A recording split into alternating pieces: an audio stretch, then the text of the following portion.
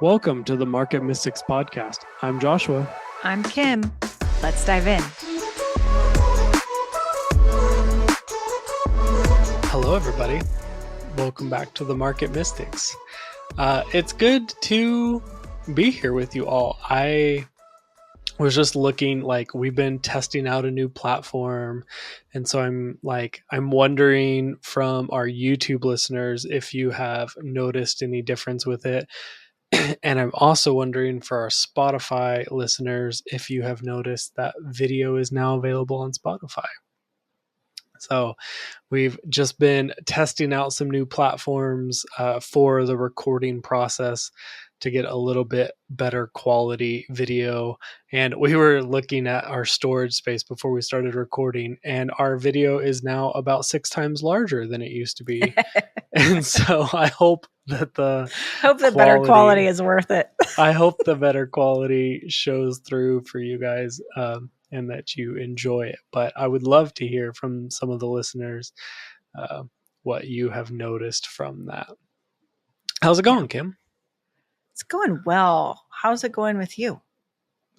It's going really well. This is going to, I know we talked about this last week, that by the time this aired, we would have a puppy in our house.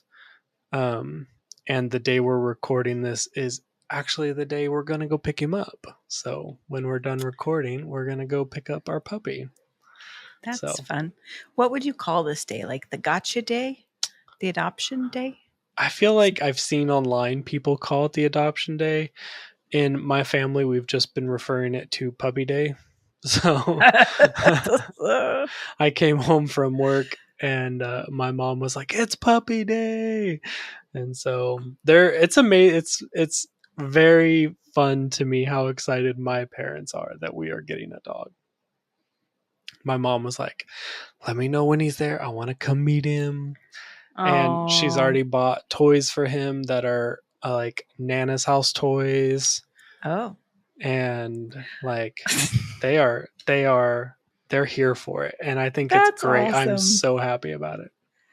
I wonder, will you have him make a debut on this show? I think he should. Or, I mean, we could post a picture on our Instagram, or we could actually just have him come and say hi, as much as a 6-week-old puppy can say hi on one of the recordings. Oh, that would be fun. Yes. Okay, so today I want to talk about a term that you brought up in some of our bonus content that released last Friday.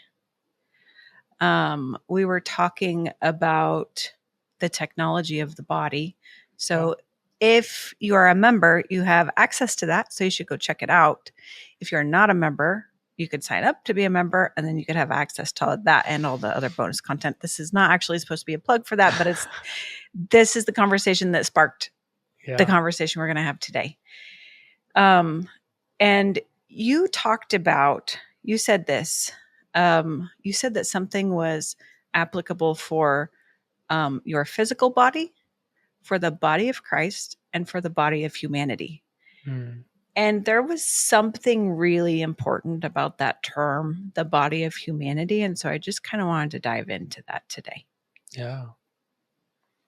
Yeah. So I think specifically what we were talking about was learning to connect with yourself is important if you are trying to connect with a community. The level with which you can be connected to a community is sort of proportional to the level with which you are connected to yourself. And I think it just, because I have this belief system that everything is built in a fractal. So if you zoom in, you see the same thing. If you zoom out, you see the same thing. And so I think that's why, if you zoom in to your cellular structure, it's very cosmic. And if you look outside of yourself in the stars, it's very cosmic. It's very fractally based. And so we were talking about this, and I was like, okay, well, if if the level with which I'm connected to myself impacts the level I can be connected to, like, my close community, well, then that trickles down into the level I can be with, like, maybe a larger community of maybe like your faith community, or maybe a school community or something, but something bigger than that. And that level can impact, like, that trickles down into the level of just humanity. And even I think the level of humanity can trickle down into the level of creation, like everything as a whole. And so I think sometimes, and this was really kind of part of my thought, was sometimes we try and bypass those levels. And so, like, there's a lot of people, especially within the Christian mystic realm, who are very focused on their connection with nature and creation. And I think that's amazing. Like, I'm not in any way putting down that at all. But I'm just thinking about it in, like, what would be the healthiest way to connect? Well, first you have to connect with yourself. Mm-hmm. Like, are you aware of yourself? Are you in a relationship with yourself? Are you governing yourself? And then that can directly impact, like, the next layer down and the next layer down and the next layer down, until you're, like, covering all of creation. And that is kind of a, like, that's a big thing, but I think it's important to realize that we are part of that. We are part of that body. And there are layers. Like, I don't know if I would say it's a different body at each layer, but it kind of feels that way. But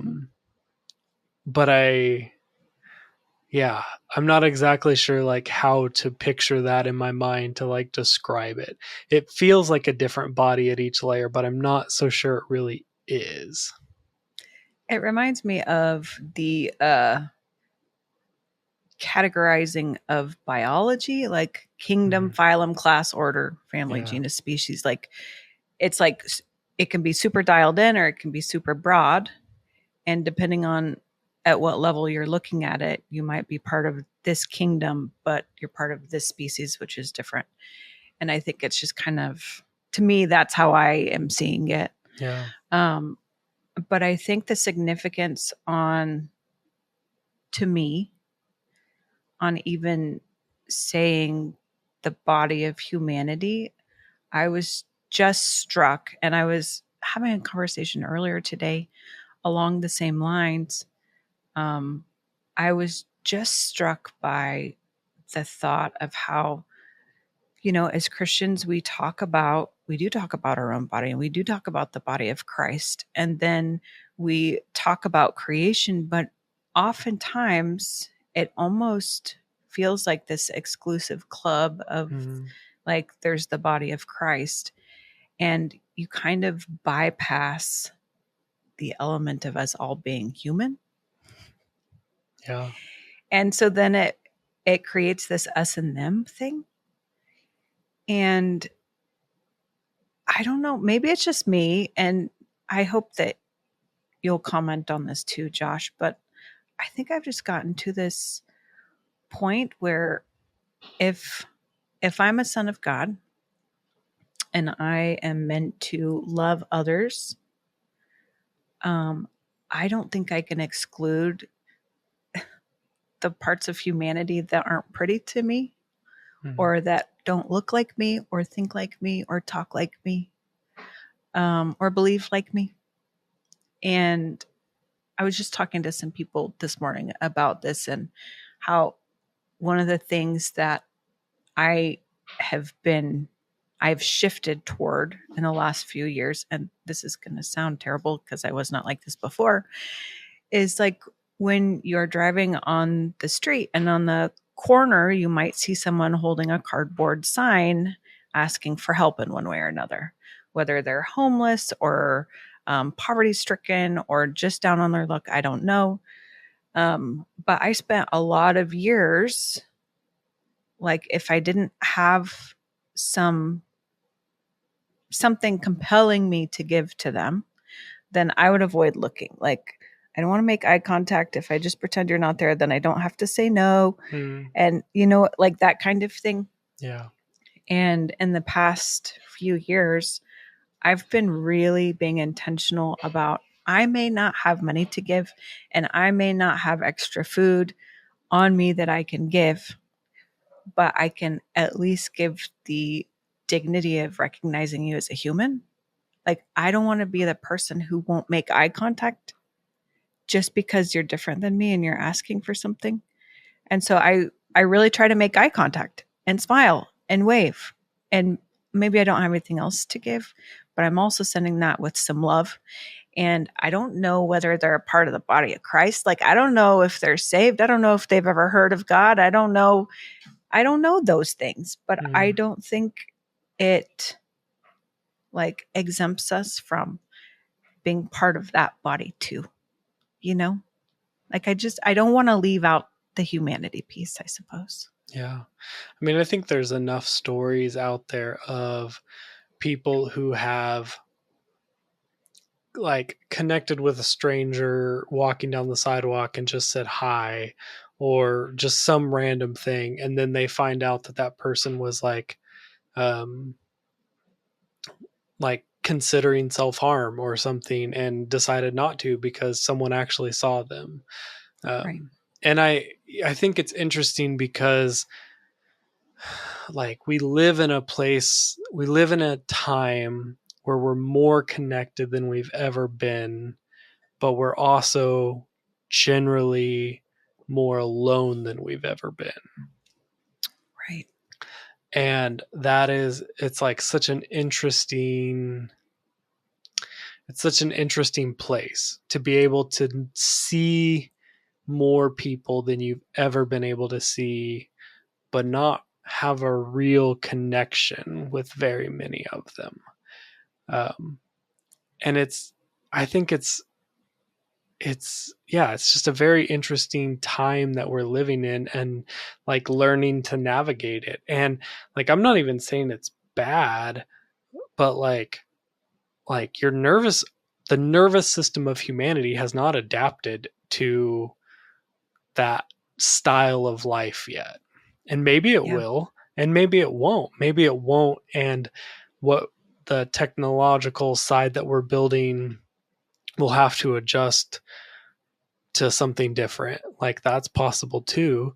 But it's just like, I've seen that, and it's like, man, especially in this day and age, like how like it doesn't cost you anything to smile at the person on the side of the road. It doesn't cost you anything to say something nice to the waiter or waitress. Like, it doesn't cost you anything to like recognize, oh, that's another human who's on the other political side of me.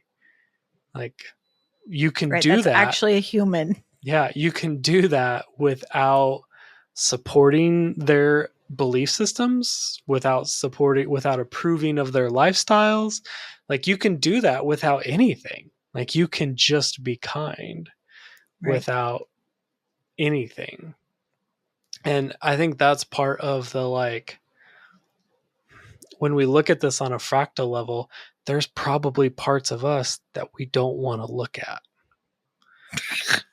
And the more we deal with the parts of us that we don't want to look at, the easier it will be for you to look at other people in humanity and smile at them. But you first have to sit and look at the parts of you don't want to look at and smile at them. Ugh, that's hard, Josh. That's really a hard thing to do. It is. It's an uncomfortable so easy to say. It's so uncomfortable. Yeah. I mean, I'm someone who's avoided the ugly parts for a long time. I think I've been working on it, which is probably why it's easy to just be like, that is a human, and I can at least acknowledge that. Yeah. It's the least I can do to just be kind. Yeah. But it's hard to look inside especially if you're someone like me who has tried to hide those things for so long, you know what I mean? Or pretend like they don't exist. But I also think that's when that essence of God that you carry can really start spreading to those parts too. Mm. And then you can really start seeing things shift. Yeah. You know? Yeah. And when you're talking about like looking at the parts of yourself that you don't like, in the same way that it doesn't take a lot to connect with a stranger, it doesn't take a lot to connect with the ugly part of you, or the part you want to avoid, I guess I should Yeah. say. But I think one of the challenges when you do it with yourself is you often need to reconcile with that part and figure out, like, is it a part, where someone had harmed you and so you kind of push that part down, or is it a part of you where you harm somebody else and you're like, oh, I don't like that side of me, I want to shove that down. Well, either way, no matter what caused it, the reconciliation with it can be very uncomfortable and can like be ugly when it comes to the surface, but it takes that in order to get it out of you. And we've talked, a handful of times about immortality, and I think that's a big part of it, because that's a huge weight that your soul is carrying and processing, that it doesn't need to, that it's Right. it's like on your computer you're running all these extra background programs and wondering why the main one is running slow. Like, Mm-hmm. you need to clean up the other things. Yeah, for sure. And I think it's especially challenging because you can smile at the person on the street, but if you start looking at this within yourself, you can't just drive away, Mm, you know? And so sometimes you just have to allow it to have space and yeah, be ready to like deal with it. yeah, yeah, Yeah. um yeah, I think that's super interesting because sometimes it's easier even to reconcile with the humanity piece, while still not reconciling with your own self and being one. yeah, But I think all of these pieces are really important, right? yeah, Like, can we not skip one of those levels? yeah. But it takes work, right? It does take work, and I think it's easier, like you said, to try and connect with nature, try and connect with humanity, try and connect with your faith body. But I do think you're limited in your ability to do that if you haven't first connected on the inside. Yeah. Do you know why? I think it's because you're not actually being real with yourself. So it's really hard to be real with anyone else. Yeah. And when you're not really real, there's no way to come off as authentic. Mm. And I think people and nature and everybody tend to be attracted to what is real, what is Mm. authentic. You know, this is something that we've talked about, I think, just this season. I'm really trying to be more vulnerable and like say real things and not just hide all of the not so pretty parts, just because I think there's value in it. Mm. And I think there can be more connection with that. I can actually deal with some of the things that I need to deal with. And hopefully, like, if you see the good bits and you see the bad bits, then maybe you will just also see that we're just real and like we're just journeying too Yeah. and happen to be putting our voice out there, you know? Yeah. Well, and I think that that's so important, because I think authenticity is one of the highest forms of love. Hmm. Love to yourself, love to other people, like truly being authentic. Like, it's a form of love. I think it's on the same wavelength scale line as love. It's just yeah, I think it's a more defined word than love. But I think that to really love, you have to be really authentic.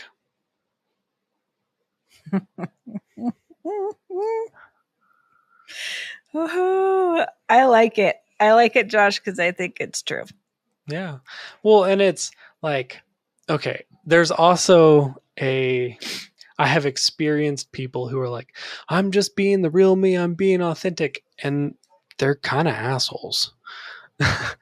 And I'm not so sure that that's like the real them either. I think that's a defense mechanism of who they've learned to be. And so I really mean like truly authentic people being really real with yourself. And maybe at times that looks like being the asshole. Maybe at times that looks like being the emotional wreck. Maybe at times that looks like being the super stable person. Like whatever it is, like really being authentic, I think is very important. Yeah. I tend to agree. I'm going to chew on this authenticity as being a form of love. I think there's something on that. Just like when you said the body of humanity or whatever earlier. Yeah. Like there's something that's like was striking something on that. And I need to chew on that a bit. And I think it's really good. Yeah. I think this is a good conversation. And like Kim said, it sort of is a conversation that was carried on from the bonus section content last Friday. So if you are on YouTube, consider being a YouTube member. It's $2.99 a month, I believe, or $1.99 a month. I think it's $1.99 a month. I think it's $1.99 a month. And like $1.99. Yeah, $1.99 a month. And we try to put out at least something every month, and oftentimes 2 or 3 things, but at least once a month we try to put something there for our members who we greatly appreciate. Absolutely. And you'll get like a lot of our guests will do bonus stuff with us, and so you'll get like expanded conversations from some of those guests, and those are fun. It's a little more casual. Usually. Maybe sometimes it's buttoned up, but I think it tends to be more casual. Although I don't know that we're not casual. Do we ever seem formal? I hope not. I mean, you are wearing a blazer today. Yeah, but I wear a blazer all the time. That doesn't mean it's formal. That's true. That's true. For me, that is not formal. If you were wearing a blazer, I'd be like, what is happening, Joshua? Yeah. What is this special occasion? Well, it's puppy day. I have my blazer on. Oh, I can't wait to meet him. Me too. I'm excited for you guys. I think it's going to be, I'm very much so looking forward to it. That's awesome. I really have been excited for you guys, for the listeners to know. In a group chat, they announced they were getting a puppy, and I said something. I said that I was really excited for them or for all the parties involved or something like that. And I really meant like, I'm excited for Josh and Bree, but I'm also excited for this dog to have Josh and Bree. And other people thought it was like a different kind of announcement. And no. I just am that excited about you getting a puppy. That's funny. I was trying to look and see if I could find your exact words, but oh yeah. Yeah, I think it's great. I couldn't find it, so I'm going to stop scrolling so that it's not just dragging on for the listeners, but that's fine. We are excited too, and we're excited to show the listeners. Thank you guys for hanging out with us. and following our lives in the little ways that you get to. Truly. It's better when we get to do it together, isn't it? It is. It's authentic humanity. What? Okay. Thanks, guys. See you next time. See ya. Hey, thanks for listening. Keep up with us along this journey by liking, subscribing, and becoming a member through YouTube. Members get exclusive access to bonus content with our guests, deeper dives into topics, and a look into other projects. We're glad to have you here. See you next time.